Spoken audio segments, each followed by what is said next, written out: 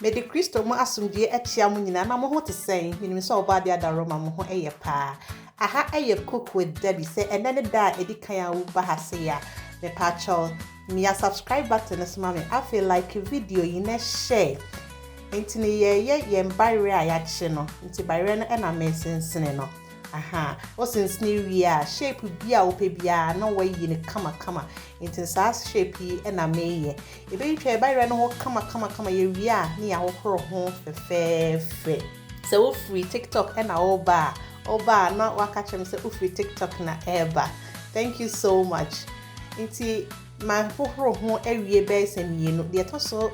miensa enie wei na mede me inchini ebegum na ama no ayede me de inchini egum nso ewie a ye de turmeric powder enso ebegum na ama aboa ama kala no ayefe me patcho so wo mpe turmeric no so obetimi a skipi every eno so ho afa ye de ensa be poto no sa ne ye soki asinchen se de be ya kala no ebe ye n'adwuma. So what dress our braid when it did me ain't no me a subscribe button so ever my I had ye local language na chino and ye and channel ye it is a when it subscribe it na like and a share ever mammy ain't it ye shall see and me can actually fish way a pala and I made she and as I say I golden brown kama a funny na achi na say ye be ye near the aton chain ye the chonchen wi a ye de beto paper towels so e da boa ama ache anwan nyina afri mu na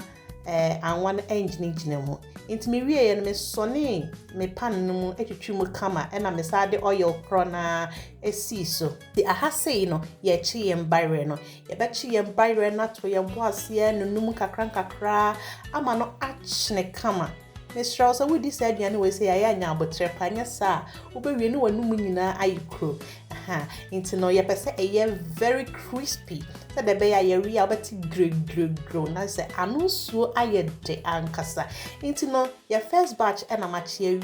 awie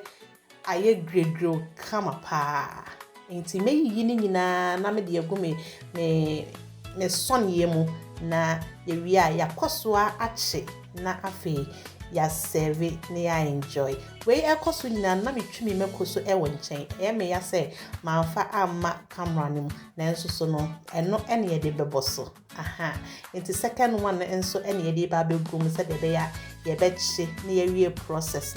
enti ye mbare na nkasa ne